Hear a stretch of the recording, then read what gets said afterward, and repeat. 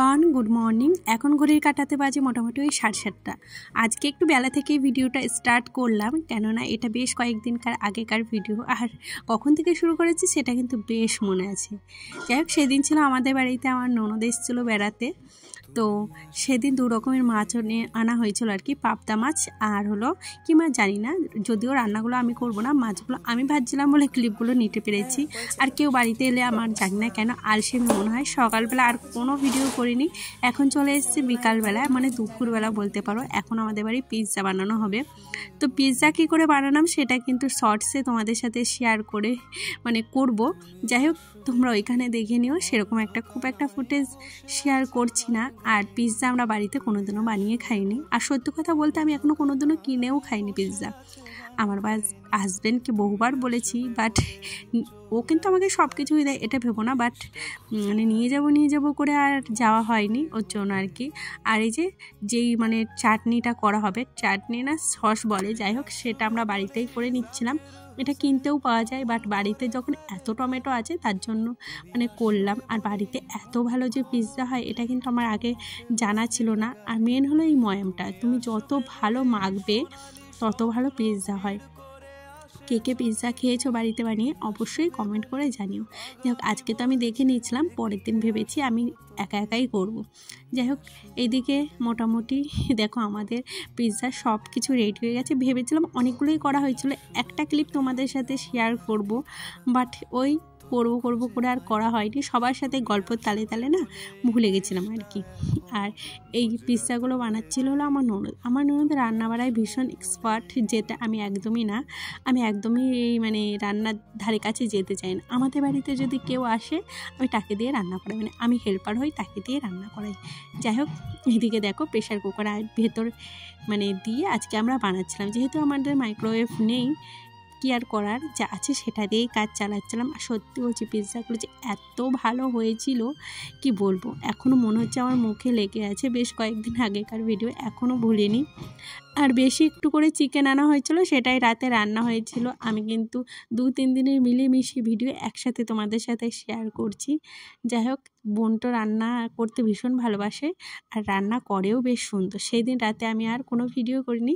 এটা হলো পরের দিন সকালবেলা আমার মেয়েকে এক স্কুল থেকে অন্য স্কুলে ভর্তি করেছি, সেইখানে গার্জেন মিটিং ছিল। তো এখনও ভর্তি করেছিলাম না, আমি কনফিউজ ছিলাম আদৌ আমার মেয়ে যাবে কি না।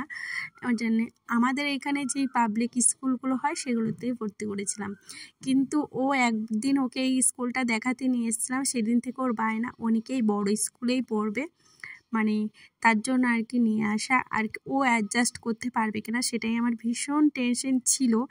এটা বেশ কিছুদিন আগেকার এই ভিডিওটাও, এটা ছিল পরের দিনেকার ভিডিও। যাই হোক, আমার মেয়ে তো এখানে এসে খেলনা পেয়ে ভীষণ খুশি। ওই স্কুলটা যে স্কুলে পড়তো ওই স্কুলেও কিন্তু পড়াশোনা ভীষণ ভালো করায়, কিন্তু ওরকে দেখাতে নিয়ে এসে এই যে ওর মন বসে গেছে, এই স্কুল ছাড়া ও আর অন্য স্কুলেও পড়বে না। তার জন্য আর কি আমার আবার আশা এই স্কুলে। আমি আর একবার একদম কনফার্ম হতে চাইছিলাম যে আমার মেয়ে আদৌ এই স্কুলে থাকবে কিনা। আসলে ও ছোটোবেলা থেকে একটু অন্যরকম, ও একটু লোকের সাথে কম মিশতে পারে, কিন্তু যত বড় হচ্ছে আমার ধারণাটা চেঞ্জ হয়ে যাচ্ছে। ও দেখে আগের থেকে অনেক চেঞ্জ হয়ে যাচ্ছে আর কি। এখন দেখি যে এইখানে যায় অ্যাডজাস্ট করে নেয়। আর এই যে হলো স্কুলটা, এখানে গার্জেন মিটিং ছিল, তো এখানে গার্জেন মিটিং শেষ করলাম। আর ইংলিশে যা বলছিল আমার বেশিরভাগটাই হাফ ওই মাথার ওপর থেকে বেরিয়ে গেছে। তো এখানে অনেক গার্জেনই এসেছিলো, আসলে যারা নতুন ভর্তি হয়েছে তারাই এসেছিলো, আর যারা আগে থেকে ভর্তি হয়েছে তারা কেউ আসেনি। তো অনেকেই ভর্তি হয়েছে। আর এই যে এখন বেরিয়ে যাব, এখানে অনেকটা টাইম ছিল 8টায় মিটিং শুরু হওয়ার কথা, 9টা থেকে শুরু হয়েছে। এখন মোটামুটি ওই 1টা-1:30 বাজে। কিছু খাওয়া হয়নি, পেটেই ছুঁচোই ডন মারছিল। এদিকে আমার বর আমাকে একটুও ভিডিও করতে দিচ্ছিল না। ওর এই যে জামা কিনতে এসেছি, এখানে 2 সেট নিয়েছি জামা। আর এরপরে যাব হলো জুতোর দোকানে। আর প্রথমে যেই জামাটা বের করছিল সেটা ওদের স্কুলের না, অন্য স্কুলে। তারপরে চলে এসেছিলাম খাদিমসে, এখান থেকে ব্ল্যাক কালারের শ্যু নিলাম একটা, যেমন ব্ল্যাক কালার পরে তো সেরকমই শ্যু নিলাম। তারপরে এই যে প্রচণ্ড খিদে পেয়েছিল, তাই বিরিয়ানি খেয়েছি, বিরিয়ানি খেয়ে এখন বাড়ি যাব। তো আমার আনিশা ভীষণ ভালো বিরিয়ানি খায়, আমি তো ভালো খাই না, তবে আজকে ভীষণ ভালো লেগেছে। খিদে পেটে তুমি যাই দেবে না সেটাই যেন তো অমৃত লাগে, সেই হয়েছে আমার দশা। আমার আজকে বিরিয়ানিটা খুব ভালো লেগেছে জানো তো। আর এই যে দেখো চোখ মুখ পুরো বসে গেছে, এখন মনে হচ্ছে কখন আমি পেটে দেব। যাই হোক, তোমরা কে কে বিরিয়ানি ভালো খাও অবশ্যই কমেন্ট করে জানিও। আমি কিন্তু একদম ভালো খাই না, বাট বলেছি খিদে পেয়েছে তাই ভালো লাগছে মুখে।